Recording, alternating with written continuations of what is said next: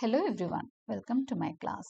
இன்னைக்கு கிளாஸ்ல நம்ம பார்க்க போற topic the age of transition. இது ஆக்சுவலா the age of Johnson ஓட we are going towards the end of age of Johnson. அதாவது concluding part of age of Johnsonல வர்றதுதான் age of transition. இது வரைக்கும் பார்த்தீங்க அப்படின்னு சொன்னா ட்ரைடன் பீரியடா இருக்கட்டும், போப்போட ஏஜா இருக்கட்டும், ஜான்சனோட ஏஜா இருக்கட்டும், ஃபுல்லா கிளாசிக்கல் ஏஜ், ஒரு மாதிரி ஆர்டிஃபிஷியல் லைன்ஸ், பிரின்சிபல்ஸ், ரெகுலேஷன்ஸ்னு பாய்ட்ஸ் எல்லாம் ஃபாலோ பண்ணிட்டு இருந்தாங்க. இப்போ அதுல இருந்து there is a shift, there is a transition period. எங்க இருந்து எங்க போறாங்க அப்படின்னா, இந்த ஆர்டிஃபிஷியல் ரூல்ஸ் அண்ட் ரெகுலேஷன்ஸ்ல இருந்து நேச்சுரல் போயம்ஸை நோக்கி அவங்க போறாங்க. ஸோ நேச்சுரல் கைண்ட் ஆஃப் போய்ட்ரியை நோக்கி போறாங்க. இதுதான் the ஏஜ் ஆஃப் டிரான்சிஷன் அப்படின்னு சொல்லி சொல்றோம். So before we enter in to the episode, a kind request, நம்ம சேனலை இன்னும் சப்ஸ்கிரைப் பண்ணலைன்னா சப்ஸ்கிரைப் பண்ணுங்க, உங்க ஃப்ரெண்ட்ஸுக்கும் ஷேர் பண்ணுங்க, சஜஸ்ட் பண்ணுங்க. Thank you. So age of transition ஃபீச்சர்ஸோட ஆரம்பிச்சிடலாம். நான் சொல்லிட்டேன். ஸோ இது வந்து டுவர்ட்ஸ் த எண்ட் நம்ம இருக்கிறோம். ஏஜ் ஆஃப் ஜான்சன் இன்னும் முடியலை. ஏஜ் ஆஃப் ஜான்சன் இருக்கிறப்பவே, அதை நோக்கி அந்த கடைசியை நோக்கி போகிறப்பவே அப்படியே டிரான்சிஷன் சீட்ஸ் விதைக்கப்படுது. அதாவது போதும், ஆர்டிஃபிஷியல் போய்ட்ரி ரொம்ப நாளாக இருந்துருச்சு. ஒரு 3-4 ஏஜஸ் பாருங்க. ஏஜ் ஆஃப் ட்ரைடனாக இருக்கட்டும், போப்பாக இருக்கட்டும், ஜான்சனாக இருக்கட்டும், கிட்டத்தட்ட 100 இயர்ஸ்க்கு மேலே உங்களுக்கு artificial kind of poetry, the classical school of poetry தான் இருக்குது. அங்கே இருந்து இப்போ தான் மெதுவாக என்ன ஆகுறாங்க அப்படின்னு சொன்னால், அந்த லிட்டரரியன்ஸ், இலக்கியவாதிகள்லாம் அவங்களோட கவனத்தை திசை திருப்புறாங்க. போதும், இந்த ஆர்டிஃபிஷியல் ஸ்டைல் போதும், we shall get into the natural style அப்படின்னு ஆரம்பிக்கிறாங்க. From the mid 18th century, இந்த பீரியட் என்னன்னா அந்த 1750ஸ்ல இருந்துன்னு வச்சுக்கோங்களேன். அரௌண்ட் 1750, இன்னும் கொஞ்சம் முன்னாடி ஆரம்பிச்சிடும், 1740, 1750. அதான் from the mid 18th century onwards there was a struggle between the old and the new. Old அவங்க ஒரு கன்ஃபியூஷன் இருக்கு. திடீர்னு நியூ போனா எல்லாரும் கிரிட்டிசைஸ் பண்ணுவாங்களா அப்படின்னு சொல்லிட்டு. So there was a struggle அப்படின்னு சொல்றாங்க. ஒரு குழப்பமான ஒரு சூழல் தான் இருந்தது இந்த லிட்ரரி ஏரினால. Eventually there was a triumph of the new. So ஓல்டுக்குள்ளே இருக்கலாமா இல்லை நியூக்குள்ளே போகலாமா? இந்த ஸ்ட்ரகிளில் ஜெயிச்சது நியூ தான். Let us go in to the new ventures அப்படின்னு லிட்ரரியன்ஸ் முடிவு பண்ணிட்டாங்க. இதுதான் பிரேக்கப் ஆஃப் அகஸ்டன் ட்ரெடிஷன் அப்படின்னு சொல்கிறோம். அகஸ்டன் ட்ரெடிஷன்ல இருந்து அவங்க பிரேக்கப் ஆகுறாங்க, வெளியே வராங்க. Writers question the Augustan traditions and rejected their models in their writing. So writers இருக்கிறாங்களே, போயட்ஸாக இருக்கட்டும், ட்ராமாட்டிஸ்டாக இருக்கட்டும், ஆல் கைண்ட் ஆஃப் ரைட்டர்ஸ் இதில் அப்படின்னு பார்த்தீங்கன்னா லிட்ரேச்சரில் அவங்க எல்லாமே கொஸ்டின் பண்ண ஆரம்பிக்கிறாங்க அகஸ்டன் ட்ரெடிஷன்ஸை. அகஸ்டன் ஏஜில் இருக்கக்கூடிய ரூல்ஸ், பிரின்சிபல்ஸ் இதெல்லாம் கொஸ்டின் பண்ணிட்டு rejected their models in their writing. இவங்க மாடல் சூட் ஆகலை ரைட்டிங்க்குன்னு ரிஜெக்ட் பண்ண ஆரம்பிக்கிறாங்க.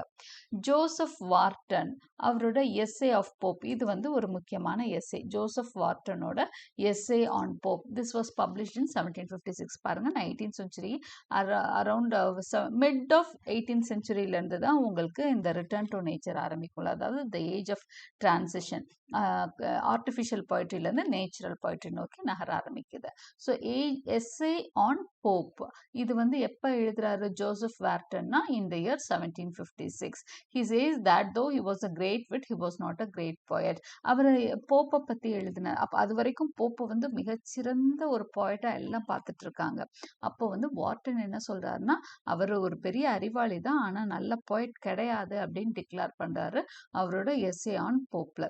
ஏன்னா ஒரு பெரிய ஒரு ரைட்டரை வந்து கொஸ்டின் பண்றது ஃபர்ஸ்ட் ஜோசப் வார்டன் தான். அதுக்கப்புறம் தான் மற்றவங்களுக்கு தைரியம் வருது. Edward young in his conjectures on original composition which was published in 1759. பாருங்க, 1750ஸ்க்கு மேல தான் இந்த மாதிரி தைரியமாக எழுத ஆரம்பிக்கிறாங்க, கொஸ்டின் பண்ண ஆரம்பிக்கிறாங்க. ரைட்டர்ஸ் வந்து ரிஜெக்ட் பண்ணி கொஸ்டின் பண்ணுறாங்க. இப்போ ஜார்ஜ் வார்டன் என்ன சொல்லிட்டாரு, he was not a great poet, he may be a great wit, நல்ல அறிவாளியாக இருக்கலாம், ஆனால் நல்ல போய்ட் கிடையாதுன்னு சொல்லிட்டாரு. எட்வர்ட் யங் அவரோட கன்ஜெக்சர்ஸ் ஆன் ஒரிஜினல் கம்போசிஷன், இந்த work it came out in 1759. இதில் என்ன சொல்கிறாங்கன்னா, he maintain that poet should leave off imitating classic models and depend upon nature and the promptings of individual genius. Genius. So அவர் என்ன சொல்றாரு, original composition பத்தி பேச ஆரம்பிக்கிறாரு. அவர் என்ன சொல்றாருன்னா, இந்த மாதிரி காப்பி பண்ண வேணாம், இமிட்டேட் பண்ண வேணாம். யார் அந்த அகஸ்டன் ட்ரெடிஷன் கிளாசிக்கல் மாடல்ஸ் இருக்காங்களே அவங்கள வந்து அகஸ்டன் ட்ரெடிஷனை ஃபாலோ பண்ண கிளாசிக்கல் மாடல்ஸ், அதாவது ட்ரைடன், போப், ஜான்சன், அந்த பீரியட்ல இருந்த எல்லா கிரேட் ரைட்டர்ஸையும் இவங்கள நம்ம ஃபாலோ பண்ண வேணாம். Instead let us return to nature. நேச்சரை டிபெண்ட் பண்ணி ஒரு ஒரிஜினல் ஜீனியஸ், நம்மளுக்குள்ள இருக்க உண்மையான ஒரு திறமைகளை வெளிக்கொண்டு வருவோம் அப்படின்னு சொல்லிட்டு தான் அவர் எழுதினது conjectures on original composition. So this came out in 1759. இதுதான் ஏஜ் ஆஃப் டிரான்சிஷன். இப்படி தான் அந்த ஐடியாஸோட தான் ஆரம்பிக்குது. ஸோ இந்த மாதிரி 2 எஸ்ஸே, முக்கியமான எஸ்ஸே வந்து இந்த ஏஜ் ஆஃப் டிரான்சிஷன் 1750லேருந்து ஏஜ் ஆஃப் டிரான்சிஷன் ஆரம்பிச்சது. Difference between classical and romantic poetry. இப்போ நம்ம கிளாசிக்கல் போயட்ரிக்கும் ரொமான்டிக் போயட்ரிக்குமான டிஃப்ரென்ஸ் பார்ப்போம். அப்படி என்ன வித்தியாசம் இருக்குது, எதனால அவங்க கிளாசிக்கல் போயட்ரியை விட்டுட்டு வராங்க அப்படிங்கிறத பார்க்குறதுக்கு ஃபர்ஸ்ட் கிளாசிக்கல் போயட்ரி எப்படி இருக்குன்னு தெரிஞ்சுக்கலாம். அடுத்தது ரொமான்டிக் போயட்ரியோட features பார்க்கலாம். First, classical poetry ஓட features. It was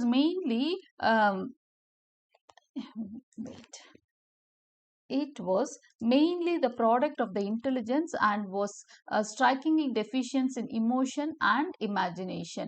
அதாவது இன்டெலிஜென்ஸ், நிறைய அறிவுபூர்வமான போய்ட்ரி தான் இது கிளாசிக்கல் போய்ட்ரி. அதில் எந்த டவுட்டும் கிடையாது. ஏன்னா நிறைய ரூல்ஸ் அண்ட் ரெகுலேஷன்ஸ் இருக்கும், அதை ஃபாலோ பண்ணி தான் எழுதணும், ரொம்ப கஷ்டம் அதை எழுதுறது. So it was a product of intelligence. அதில் there was no question that it was a product of intelligence. ஆனால் there was a deficiency in emotion and imagination.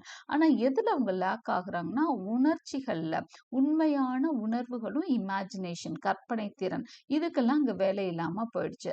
ஏன்னா இவங்க என்ன பண்ணணும், இந்த ரூல்ஸ் அண்ட் ரெகுலேஷனையே ஃபாலோ பண்ணணும்னு போகிறப்போ அந்த ரியல் ஃபீலிங்ஸும் ரியல் இமேஜினேஷனும் it did not come out from them. இது வந்து கிளாசிக்கல் போய்ட்ரியோட ஃபீச்சர்ஸில் ஒரு முக்கியமான ஒரு deficient feature. It was almost exclusively a town poetry. Pastoral சைடே போக மாட்டாங்க, கண்ட்ரி சைடே போக மாட்டாங்க. கண்ட்ரினா வில்லேஜ் சைட், பாஸ்டரல்னா புல்வெளிகள். So they never went to that side. அதாவது இயற்கையை ரசிச்சே எந்த விஷயமே இருக்காது. முக்கால்வாசி 99% அவங்க எழுதுனது எல்லாமே டவுன் போயட்ரி. லண்டனை சுற்றி நடக்கிற விஷயங்கள், மேக்சிமம் அவங்க ரோச்செஸ்டர் ஹில் அந்த பக்கத்தில் இருக்க ஒரு சின்ன ஒரு பார்க் மாதிரி ஏதோ இருக்கும்னு நினைக்கிறேன், அதுக்கு தான் மேக்சிமம் அவங்களோட வர்ணனை இருக்கும்னு சொல்லி ஹட்சன் கூட கேலி பண்ணியிருப்பார். It was conspicuously wanting in romantic spirit. இந்த romantic spirit, medieval romantic spirit. ஒரு ரொமான்டிக் ஸ்பிரிட்னா என்னன்னா, அதுல வந்து காதல் மட்டும் இல்லை, நிறைய உணர்ச்சி பூர்வமான எல்லா விஷயங்களும் வந்து ரொமான்டிக் ஸ்பிரிட் தான். அந்த இமோஷன்ஸ் இருக்க எல்லாமே ரொமான்டிக் ஸ்பிரிட் தான். ஒரு வீரன் சண்டை போடுறது, லவ்வருக்காக ஃபைட் பண்றது, இது எல்லாமே ரொமான்டிக் ஸ்பிரிட்ல வந்துடும். ஸோ இது எல்லாமே லேக்கிங்கா இருக்கு உங்களுக்கு கிளாசிக்கல் ஃபீச்சர்ஸ்ல. It was extremely formal in style பார்த்தீங்கன்னா ரொம்ப ஃபார்மலாக இருக்கும், இப்படி தான் இருக்கணும் அப்படின்னு சொல்லி எழுதுனது. So it is extremely formal in style and it adhered rigorously to the closed couplet.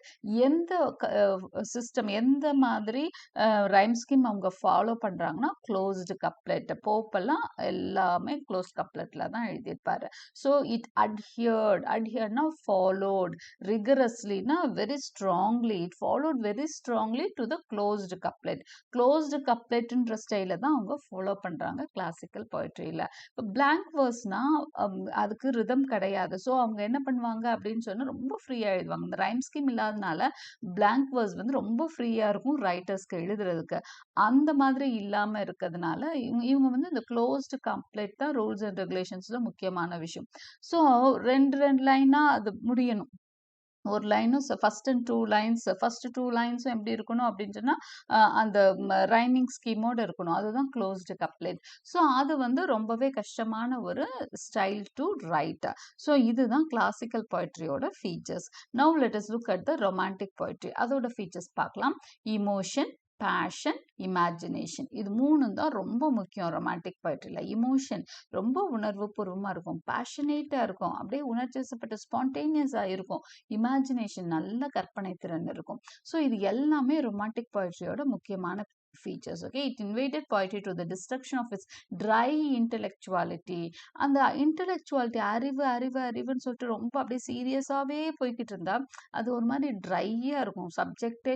Poem படிக்கிறதே லைவ்லியா இருக்கிறதா, போயம் கேட்கிறதோ படிக்கிறதோ எல்லாமே எதுக்காக அப்படின்னு சொன்னா life it gives interest to life. ஆனா அது இன்னுமே அதை அப்படியே பயங்கர யோசிக்க வச்சு சிந்திக்க வச்சு அதுல 1008 காம்ப்ளிகேஷன்ஸ் கொடுத்தா அது ஒரு ட்ரை இன்டெலெக்சுவல் திங்கா மாறிட்டு இருந்தது. அண்ட் ஓல்டு நேரோ டைடாக்டிக் பிரின்சிபிள்ஸ் வேர் டிஸ்கார்டட். அது மட்டும் இல்ல, இந்த கிளாசிக்கல் போய்ட்ரியில பாத்தீங்க அப்படின்னு சொன்னா ரொம்ப என்னவா இருக்கும்னா டைடாக்டிக்கா இருக்கும், அறிவுரை சொல்ற மாதிரியே தான் இருக்கும். அந்த பீரியட்ல வந்த எல்லா ஒர்க்ஸுமே, அது நாவலா இருக்கட்டும் இல்லைன்னா போய்ட்ரியா இருக்கட்டும், என்ன ஜான்ரா எஸ்ஸேவா இருக்கட்டும், வாட் எவர் இட் இஸ், எல்லா ஜான்ராலையும் ஏதாவது ஒரு மெசேஜ் கன்வே பண்ணிக்கிட்டே இருப்பாங்க, அறிவுரை சொல்லிக்கிட்டே இருப்பாங்க, டைடாக்டிக்கா இருக்கும். ஸோ இந்த மாதிரி விஷயங்கள்லாம் தூக்கி வச்சுட்டாங்க. ரொமான்டிசிசம்ல என்ன வந்துடும்னா happiness just for enjoying purpose, இதுக்காக தான் லிட்ரேச்சர் அப்படின்ற மாதிரி கொண்டு வந்துட்டாங்க. இந்த எத்திசம் அப்படின்னு சொல்லுவாங்களே, சாரி, ஆர்ட் ஃபார் ஆர்ட் சேக் அப்படின்னு சொல்லுவாங்க. ஸோ அந்த இதுக்காக படிக்க ஆரம்பிச்சாங்க. Right. Poetry ceased to concern itself exclusively with the town and excuse me. Poetry ceased to concern itself exclusively with the town and began to deal with nature and rustic life, a most important feature in the growth of the sense of the picaresque. Okay, அடுத்து என்னது அப்படின்னு சொன்னா இது எல்லாமே ஹட்சனோட points தான் நான் அப்படியே எழுதியிருக்கேன். Poetry ceased to concern itself exclusively with the town, அதாவது டவுனுக்குள்ளேயே இருந்தது. இது வரைக்கும் போய்ட்ரி பார்த்தீங்கன்னா காஃபி ஹவுஸ் பற்றி இருக்கும், தேம்ஸ் பற்றி இருக்கும், இல்லைன்னா அங்கே இருக்கிற விமன் பற்றி, அங்கே இருக்கிற ஸ்டைல் பற்றி, அந்த அந்த style lifestyle of man in town, இதுதான் வந்து முக்கியமான தீம்ஸாக இருந்தது. ஸோ இதை வந்து இதுலேருந்து வெளியே வர்றாங்க. இதுலேருந்து வெளியே வந்து எதை டீல் பண்ணுறாங்க? They started dealing with nature and rustic life, சாதாரண மனிதர்களோட சிம்பிள் லைஃப் வாழ்ற வில்லேஜ் லைஃப்குள்ளே போகிறாங்க. A most important feature in its growth is the sense of பிக்சரஸ்கா, அதாவது நிலத்தை பற்றி ஒரு அழகான ஒரு அந்த காட்சிகளை வந்து வர்ணனை பண்றாங்க இல்லையா, நேச்சுரல் லேண்ட்ஸ்கேப்பை வர்ணனை பண்றது தான் பிக்சரஸ்கா. ஸோ இந்த மாதிரி இது விஷயங்கள்லாம் இவ்வளோ நாள் இல்லாமல் இருந்தது. ரொமான்டிக் போய்ட்ரியில் பார்த்தீங்கன்னா அழகான அந்த நேச்சுரல் டின்டன் அப்படி மாதிரி போயம்ஸ் எல்லாம் எழுதி பார்த்தீங்கன்னா அப்படியே ஃபுல்லாக பிக்சரஸ்காக இருக்கும். அப்படியே கண்ணுக்கு முன்னாடி கொண்டு வருவார் அந்த ரிவர் வை பற்றி அந்த சீனை வந்து வேர்ட்ஸ்வர்த். ஸோ பிக்சரஸ்க்னஸ் வந்து அதில் ரொம்ப ரொம்ப முக்கியத்துவம் பெறும். எதில் அப்படின்னு சொன்னீங்க அப்படின்னு சொன்னா ரொமான்டிக் போய்ட்ரியில. ஸோ டவுன்ல இருந்து வெளியே வர்றாங்க, கண்ட்ரி லைஃப்க்கு போறாங்க, ரஸ்டிக் லைஃப்குள்ள போறாங்க. ரஸ்டிக் லைஃப்னா the simple life of rustic people, அதாவது காமன் பீப்புள், ரொம்ப கடுமையா பிசிக்கலா வேலை பார்க்குறாங்க இல்லையா, அவங்களோட லைஃப் தான் ரஸ்டிக் லைஃப்னு சொல்லுவாங்க. The romantic spirit revived and this revival brought with it great changes in the themes and temper of verse. அப்போ ரொமான்டிக் ஸ்பிரிட் ரிவைவ் ஆகுது. ரிவைவ்னா கமிங் பேக். அதாவது ஸ்பென்சர் பீரியட்ல இருந்த ரொமான்டிக் ஸ்பிரிட், எலிசபெத்தன் பீரியட்ல இருந்த romantic spirit, it is revived. Okay, and this revival brought with it changes in the themes of temper of the verse. இந்த ரிவைவலோட சேர்ந்து நிறைய தீம்ஸ்ல வேர்ஸோட டெம்பர், இது எல்லாமே மூட் எல்லாமே மாறுது. Okay, efforts were now made to break away from the stereotype convention of poetic diction. அது மட்டும் இல்ல, டிக்ஷன்னா வேர்ட்ஸ், யூசேஜ் ஆஃப் வேர்ட்ஸ், போயம்ஸ்ல யூஸ் பண்ற வேர்ட்ஸ், அது கூட ரொம்ப ஸ்டைலிஷா ரொம்ப எப்படி இருக்குன்னா ஹையா அவங்க யூஸ் பண்ணிட்டு இருந்தாங்க. ஸோ அந்த டிக்ஷனையும் உடைச்சிடுறாங்க, சிம்பிள் வேர்ட்ஸ் போட்டு போயம்ஸ் எழுதலாம் அப்படின்னு கொண்டு வராங்க. டிக்ஷன்னா வேர்ட்ஸ் தான். ஓகே, இந்த ஸ்டீரியோ டைப்டு கன்வென்ஷன்னா பழைய மாடல், அப்படியே ஒரே ஸ்டீரியோ டைப்னா சேம் டைப் ஆஃப் கன்வென்ஷனல், அப்படியே ரொம்ப ரிச் வேர்ட்ஸ் போட்டு எழுதுறது. ஓகே, அதெல்லாம் விட்டுட்டு சப்ஸ்டிடியூட் பண்றாங்க. எதை வச்சு? For the simplicity of phrase and the language of nature. அப்போ சாதாரண இயற்கையான லாங்குவேஜ், மனுஷனுக்கு புரிஞ்ச லாங்குவேஜ்ல, சிம்பிள் லாங்குவேஜ்ல எழுத போறாங்க. The supremacy of the closed couplet was attacked and other forms of verse used in its place.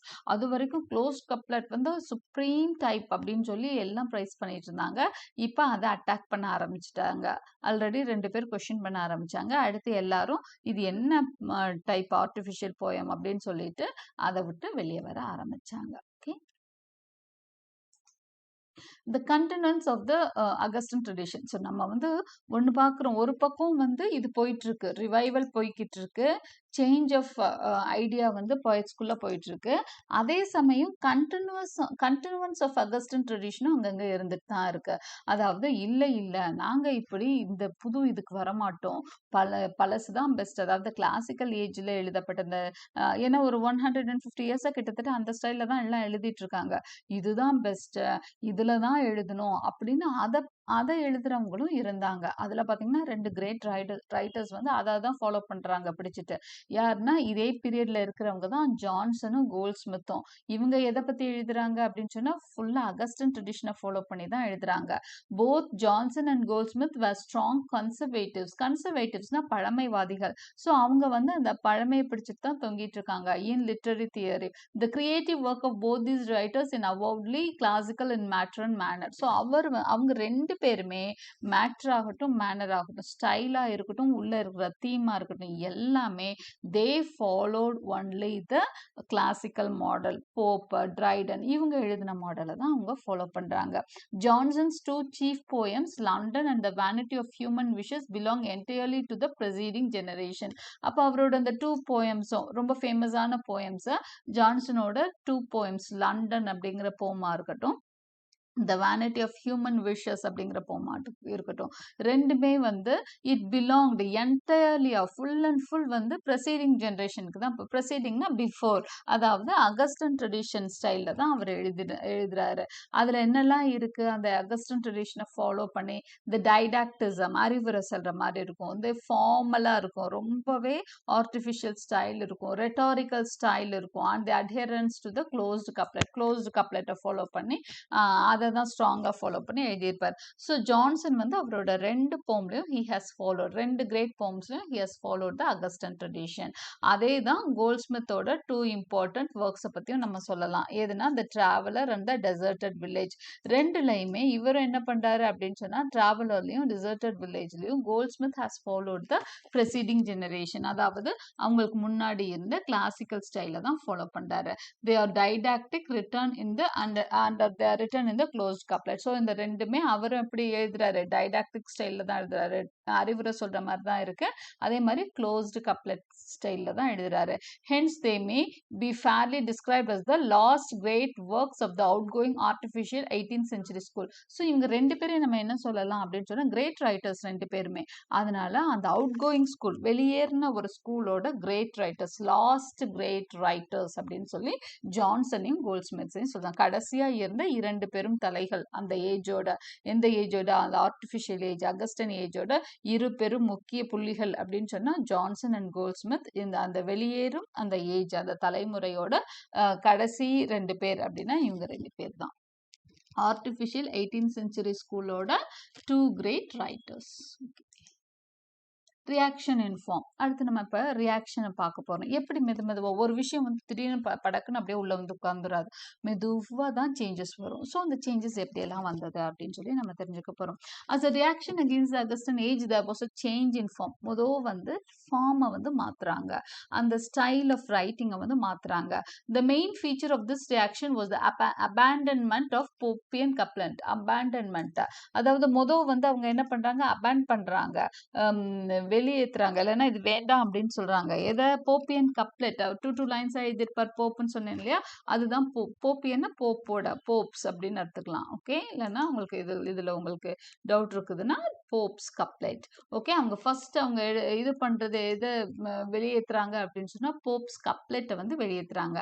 The experimented many new forms, நிறைய நியூ ஃபார்ம்ஸ் வந்து ட்ரை பண்ணாங்க. நீ எடுத்தோன்னே இதுதான் வந்து நம்ம ஏஜுக்கு சூட் ஆகும் அப்படின்லாம் அவங்களால யாருக்கும் கன்க்ளூஷன்லாம் வர முடியல. ஸோ ஒவ்வொருத்தரும் ஒவ்வொரு ஸ்டைலில் எழுதிட்டு இருக்கிறாங்க. நிறைய பேர் நிறைய ஃபார்ம்ஸ் வந்து ட்ரை பண்ணுறாங்க. Growing admiration of Milton, for example, was the principal immediate cause of the rise and spreading of the popularity of blank verse. Milton, அதாவது இந்த ஏஜுக்கு முன்னாடி இருந்த மில்டன் மேல நிறைய பேருக்கு ஒரு இன்ட்ரெஸ்ட் வந்தது. ஸோ மில்டனோட போயம்ஸை ஃபாலோ பண்ணி எழுத ஆரம்பிக்கிறாங்க. அவரோட பாரடைஸ் லாஸை ஃபாலோ பண்ணி எழுத ஆரம்பிக்கிறாங்க. ஸோ அவரோட ரைட்டிங்ஸ் எல்லாம் blank verseல இருக்கும். ஸோ blank verse வந்து ஃபாலோ பண்ணி எழுதுறாங்க. blank verse எடுத்துக்கிறாங்க. கப்லெட், போப்பியன் கப்லெட்டை வெளியே தூக்கிட்டு blank verse கொண்டு வராங்க. The first important piece of 18th century blank verse was Thomson's Seasons. ஓகே, தாம்சனோட சீசன்ஸ்னு ஒரு போயம். இது ரொம்ப ஃபேமஸான போயம். இந்த டிரான்சிஷன் ஏஜில் வர்ற ஃபர்ஸ்ட் இம்பார்ட்டன்ட் பெஸ்ட் போம் அப்படின்னு சொன்னால் சீசன்ஸ் தான். சீசன்ஸ்னால் உங்களுக்கு தெரியும், காலங்கள். இந்த போமில் வந்து 4 சீசன்ஸ் பற்றியும் அவர் எழுதியிருப்பார். சீசன்ஸில் வந்து ஸ்ப்ரிங்கும் இருக்கும், வின்டர், ஆட்டம் அண்ட் சம்மர், நாலு பற்றியுமே அவர் எழுதியிருப்பார். 4 சீசன்ஸ் பற்றியும் எழுதியிருப்பார். ஸோ இது வந்து தான் ஃபர்ஸ்ட் கிரேட் பீஸ். எதில் அப்படின்னா இந்த டிரான்சிஷன் ஏஜில் இது வந்து it was written in blank verse. Other examples of blank verse பார்த்தீங்கன்னா இந்த பீரியடில் வந்த வேறு எக்ஸாம்பிள்ஸ் என்னெல்லாம் வந்திருக்கு. அதாவது மில்டனை ஃபாலோ பண்ணி, நான் சொன்னேன் நிறைய ஸ்டைல்ஸ் ஃபாலோ பண்ணுறாங்க. அதில் ரொம்ப ஹிட்டான மாடல் பண்ண blank verse. அடுத்து ஸ்பென்சேரியன் ஒரு வரும்போது மில்டனை ஃபாலோ பண்ணுவாங்க. நம்ம போயட்ஸை பற்றி பேசுறதுனால இவங்களை பேசிகிட்டு இருக்கோம். வந்து மில்டனை ஃபாலோ பண்ணுறாங்க. அடுத்து ஸ்பென்சரையும் ஃபாலோ பண்ணுறவங்களும் இருப்பாங்க. இப்போ நம்ம மில்டன் ஃபாலோ பண்ணுறவங்கள நம்ம பற்றி எழுதிட்டு இருக்கோம், பற்றி பார்த்துட்டு இருக்கோம். ஸோ மில்டனோட blank verse ஃபாலோ பண்ணுறாங்க. அவரோட ஸ்டைல் ஃபாலோ பண்ணி சீசன்ஸ் எழுதுறாரு தாம்சன். அதுக்கப்புறம் blank verse ஃபாலோ பண்ணிட்டு யாரெல்லாம் எழுதுறாங்க அப்படிங்கிறத நம்ம தெரிஞ்சுக்கலாம். சாமர்வில் அப்படிங்கிறவர் த சேஸ் அப்படின்னு ஒரு போம் எழுதுறாரு. ஓகே, சாமர்வில்ஸ் த சேஸ். அப்புறம் யங்ஸ் நைட்ஸ் தாட்ஸ் அப்படின்னு ஒரு போம். பிளேஸ் தி கிரேவ் அப்படின்னு ஒரு போம். And to these now we may be added Dyer's The Ruins of Rome and Akenside's The Pleasures of Imagination. Okay, இந்த 3 தான் இருந்தது. இப்போ இந்த 2 போமே அது கூட சேர்த்துடுறாங்க. The Ruins of Rome அப்படின்னு சொல்லி ஒரு போம். அப்புறம் Akenside's The Pleasures of the Imagination. So இது எல்லாமே blank verseல அந்த ஒரு டிரான்சிஷன் பீரியட்ல வந்த போம்ஸ். ஓகே, ஸோ டிரான்சிஷன் ஆரம்பத்தில் ஏற்பட்ட டிரான்சிஷன், அதாவது அகஸ்டன்ல இருந்து வெளியேறாங்க, புது மோட்ஸ் ட்ரை பண்ணுறாங்க. அதில் ஃபர்ஸ்ட் வந்து blank verse ட்ரை பண்ணுறாங்க. அதில் ரொம்ப சக்ஸஸ்ஃபுல்லாக இருந்தது தாம்சன் சீசன். இதுதான் ஃபர்ஸ்ட் போமாக ரெக்கார்ட் ஆகிருக்கு ஹிஸ்ட்ரியில். அதுக்கப்புறம் நிறைய பேர் சீசன்ஸ் ஹிட் ஆனோன்னு நிறைய பேர் blank verseல எழுத ஆரம்பிக்கிறாங்க. ஸோ அந்த லிஸ்ட்டு தான் நம்ம இங்கே கொடுத்துருக்கோம். Somerville's the chase, Young's night thoughts, Blair's the grave, Dyer's The Ruins of Rome, Akenside's The Pleasures of Imagination. So these are the poems. அடுத்தது ஸ்பென்சேரியன் ரிவைவல். ஸ்பென்சேரியன் ரிவைவல், இப்போ மில்டனோட ரிவைவல் பார்த்தோம், இப்போ ஸ்பென்சேரியன் ரிவைவல் பார்க்க போகிறோம். ஸ்பென்சரோட ஸ்டைலை திரும்ப கொண்டு வர்றாங்க இந்த பீரியடில். அண்ட் ஈக்குவல் இன்ட்ரெஸ்ட், அதாவது எப்படி மில்டனுக்கு இன்ட்ரெஸ்ட் கொடுத்தாங்களோ அதே மாதிரி and equal interest was attach to what is known as the Spenserian revival. Spenserian ஸ்டான்ஸான்னு சொல்லுவோம். ஸ்பென்சர் எழுதின ஸ்டான்ஸாஸ் எல்லாம் ஸ்பென்சேரியன் ஸ்டான்ஸா. அப்போ அந்த ஸ்டான்ஸா ஃபாலோ பண்ணி எழுதுறாங்க. There were many attempts to reproduce the Spenserian stanza. ஆனால் அதுக்கு ரொம்பவே கஷ்டம். blank verse கொஞ்சம் ஈஸி, ஸ்பென்சரின் ஸ்டான்ஸா வந்து கொஞ்சம் கஷ்டமான ஒரு ஸ்டைல் தான். பட் அது வந்து ரொம்பவே, ஆனால் எதுக்குன்னா ஃப்ரீ ஃப்ளோ நல்லா இருக்கும், எதுக்கு இந்த இமேஜினேஷனுக்கு நல்லா இருக்குங்கிறதுனால அதை நிறைய பேர் ட்ரை பண்ணுறாங்க. The Spenser help to open up for the new generation the wonder world of chivalry, knight errantry and medieval romance. So அவரோட ஸ்பென்சர் வந்து ஹெல்ப் பண்ணுறாரு இந்த நியூ வேர்ல்டுக்கு, அதாவது இந்த 18th century இந்த அகஸ்டன் ஏஜ்ல இருந்து அடுத்து ரொமான்டிக் ஏஜுக்கு இடப்பட்ட பீரியடை தான் இப்போ நம்ம பேசிட்டு இருக்கோம். ஏஜ் ஆஃப் ஜான்சனுக்கும் வேர்ட்ஸ்வர்த்துக்கும் இடையில உள்ள பீரியடை, இதை தான் வந்து ஏஜ் ஆஃப் டிரான்சிஷன் அப்படின்னு சொல்றோம். ஸோ இந்த ஏஜ் தான் டிரான்சிஷன்னா மாறுதல் நடக்கிற பீரியடை. ஸோ ஒவ்வொன்றையும் ட்ரை பண்றாங்க. மில்டன் ட்ரை பண்ணிட்டாங்க, இப்போ வந்து ஸ்பென்சர் ட்ரை பண்ணிட்டு இருக்காங்க. ஸ்பென்சேரியன் ஸ்டான்ஸால பார்த்தீங்கன்னா அந்த ஸ்டான்ஸா எதுக்கு ரொம்ப ஹெல்ப்ஃபுல்லா இருக்கும் அப்படின்னு சொன்னா, எந்த மாதிரி ஸ்டைலுக்கு ஹெல்ப்ஃபுல்லா இருக்கும்னா ரொமான்டிக் போம்ஸ் எழுத ரொம்பவே ஹெல்ப்ஃபுல்லா இருக்கும். அதாவது வண்டர் வேர்ல்ட் ஆஃப் ஷைவல்ரி, அதாவது இந்த வீர தீர சாகசங்கள் பத்தி பேசுறது, நைட் எரன்ட்ரி, ஒரு நைட் அவரோட ஒரு பெரிய சாகசங்கள் பண்றது, மெடிவல் ரொமான்ஸ், அந்த பெரிய கோட்டைகள், பாலடைஞ்ச மண்டபங்கள், அதுக்குள்ள இருக்க ஹீரோயின், இந்த மாதிரி விஷயங்கள், இவங்களை காப்பாற்ற போறது. ஸோ இந்த மாதிரி விஷயத்துக்கெல்லாம் வந்து ஸ்பென்சேரியன் ஸ்டான்ஸா ரொம்பவே சூட் ஆகும். ஸோ இது மாதிரி நிறைய பேர் எழுத ஆரம்பிக்கிறாங்க. அதுல 3 போயம்ஸ் ரொம்ப சக்சஸ்ஃபுல்லா இருந்தது. அது எந்த போயம்ஸ்ன்னு பார்க்கலாம். 3 இம்பார்ட்டன்ட் போயம்ஸ் ஆஃப் ஸ்பென்சேரியன் டைப். அதெல்லாம் அது நான் லிஸ்ட் அவுட் பண்ணியிருக்கேன். த ஸ்கூல் மிஸ்ட்ரஸ், ஓகே, இது வந்து 1742ல பப்ளிஷ் ஆச்சு. It was revised in 1750.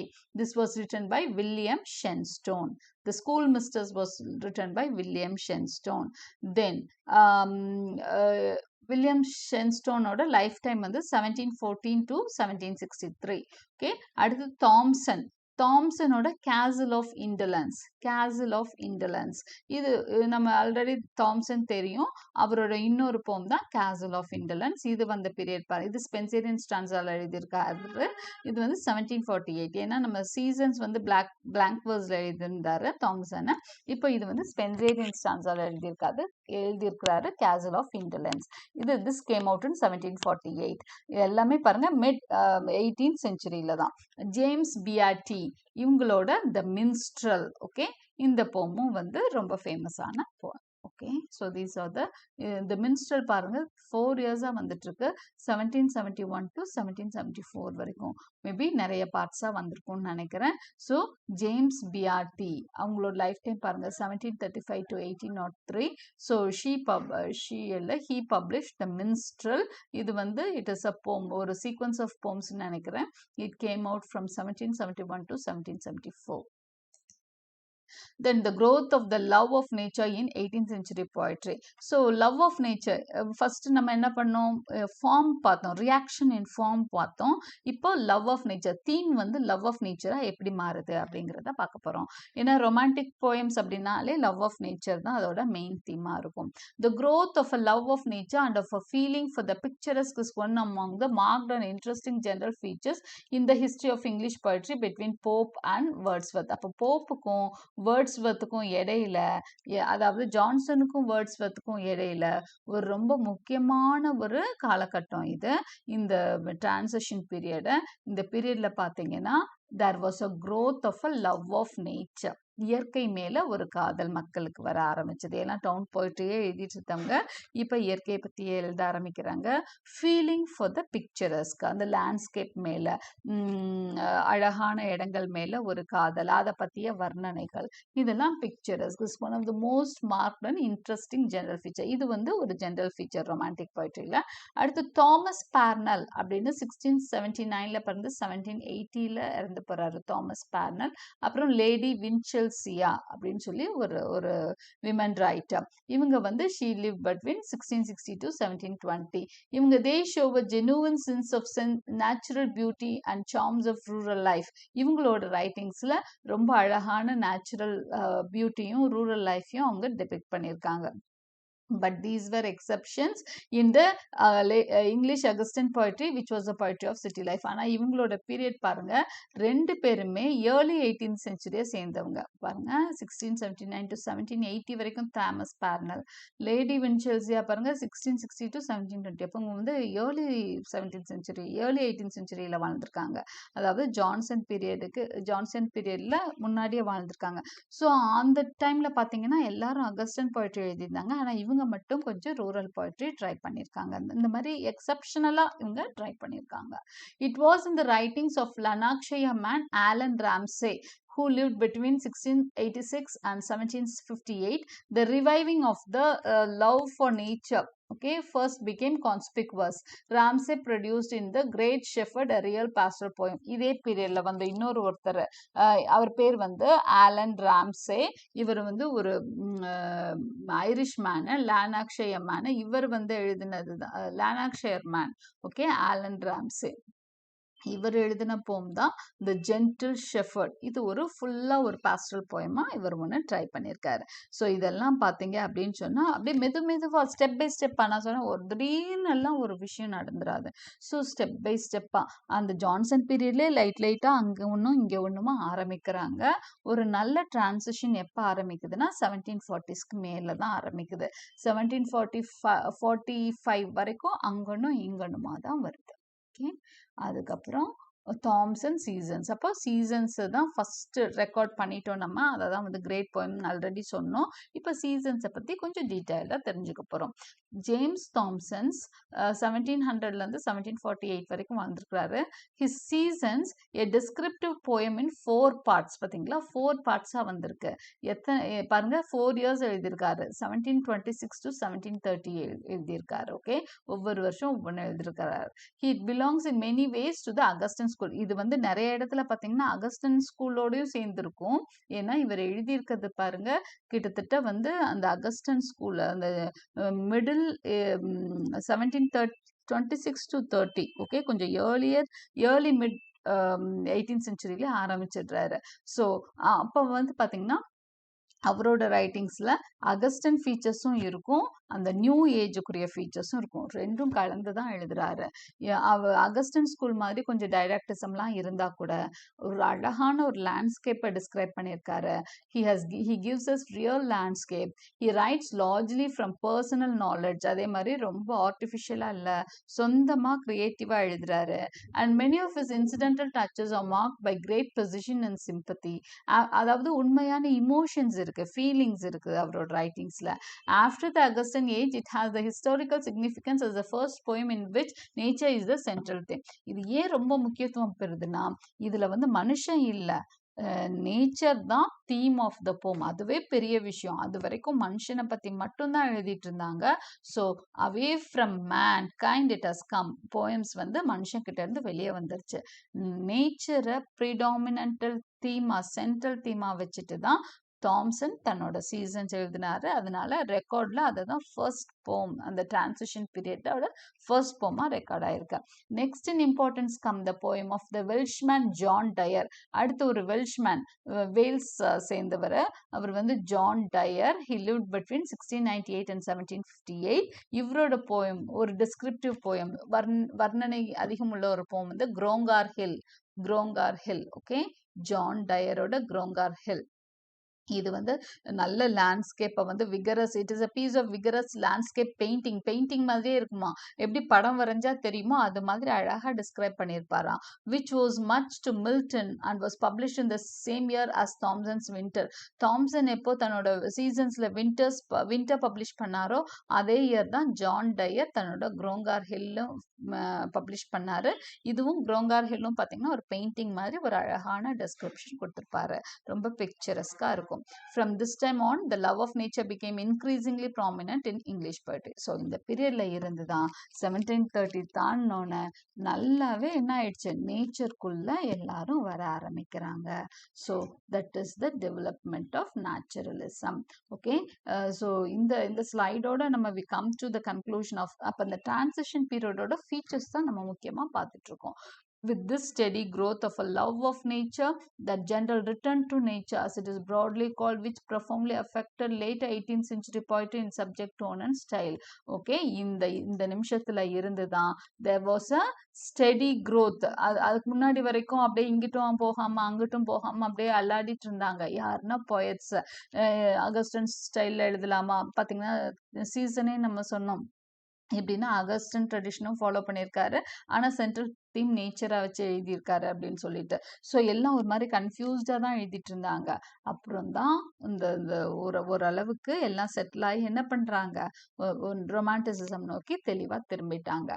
With this steady growth of a love of nature, that general return to nature. இந்த பீரியட் எப்படி சொல்லுவாங்கன்னா ரிட்டர்ன் டு நேச்சர், அதாவது டிரான்சிஷன் முடிஞ்சோன்னு ரிட்டர்ன் டு நேச்சர் அப்படின்னு சொல்லுவாங்க. Which profoundly affected later 18th century. ஏன்னா mid 18th century வந்து transition period, later 18th century வந்து return to nature.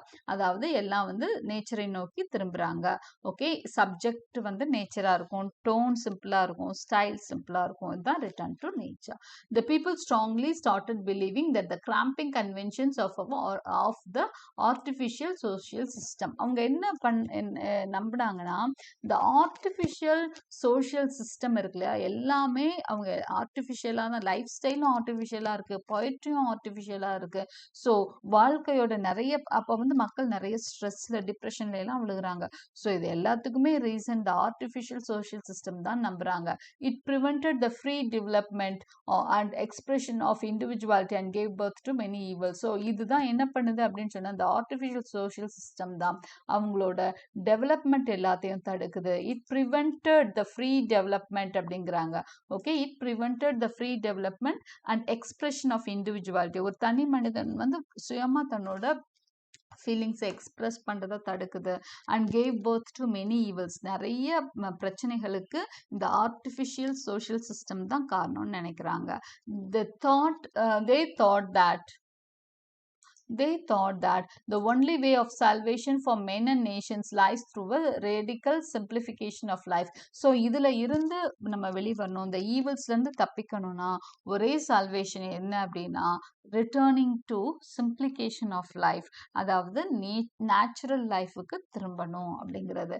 This resulted in the natural modes of treatment in literary genres. So இந்த thinking எல்லா இடத்துலையும் வருது. So லிட்ரேச்சரில் எப்படி வருதுன்னா நிறைய ட்ரீட்மெண்ட் சேஞ்ச் ஆகி ஃபுல்லாக நேச்சுரல் ட்ரீட்மெண்ட் கொடுக்க ஆரம்பிக்கிறாங்க, நேச்சுரல் மோட்ஸ் ஆஃப் ட்ரீட்மெண்ட் கொடுக்குறாங்க. Greater simplicity. அப்போ என்ன நேச்சுரல் மோட்ஸ்னால் எதெல்லாம் அப்படின்னு சொன்னால் greater simplicity in the subject matter was chosen. ஒரு மாதிரி ரொம்ப ஸ்ட்ராங் சப்ஜெக்டே எடுத்துக்க மாட்டாங்க. இவரெல்லாம் போப்பெல்லாம் பார்த்தீங்கன்னா ரொம்ப ஃபிலாசபிக்கலாக எழுதிட்டு இருப்பார் லிட்ரேச்சரையே. ஸோ அது மாதிரிலாம் இல்லாமல் ரொம்ப சிம்பிளிசிட்டி ஆஃப் சப்ஜெக்ட், ரொம்ப சிம்பிளான ஒரு மனுஷனோட சாதாரண வாழ்க்கை, ரஸ்டிக் லைஃப், இந்த மாதிரி விஷயங்கள் தான் எடுத்துக்கிட்டாங்க. பேஷன்ஸ் அதையும் எப்படி மேட்டர் வந்து சிம்பிளா இருக்கும், பேஷனேட்டா இருக்கும், அதாவது உணர்வு பூர்வமா இருக்கும். அண்ட் இந்த லாங்குவேஜ் எம்ப்ளாய்டு எல்லாமே சிம்பிளிசிட்டி. எதுல எல்லாம் சிம்பிளிசிட்டி இருக்கு? சப்ஜெக்ட் மேட்டர்லேயும் சிம்பிளிசிட்டி, emotionsலையும் simplicity, languageலையும் simplicity. So greater simplicity in the subject matter was chosen and in the passions described விவரிக்கப்பட்ட உணர்வுகளிலும் சிம்பிளிசிட்டி இருந்தது. அண்ட் இந்த லாங்குவேஜ் எம்ப்ளாய்டு அவங்க யூஸ் பண்ண லாங்குவேஜ்லேயும் சிம்பிளிசிட்டிஸ் இருந்தது. So this is the age of transition. So development of naturalism, revival of nature ஆரம்பிச்சிருச்சு. So அடுத்த கிளாஸ்லேருந்து ரிவைவல் ஆஃப் நேச்சர் அப்படியே ஏஜ் ஆஃப் வேர்ட்ஸ் வந்து ஆரம்பிச்சிடும். இந்த ஏஜோட முடிவை நோக்கி நம்ம நெருங்கிட்டு இருக்கோம். I hope you like my explanations. Like, comment, share and subscribe my channel for more such videos. Press the bell icon for continuous notifications and thank you for watching.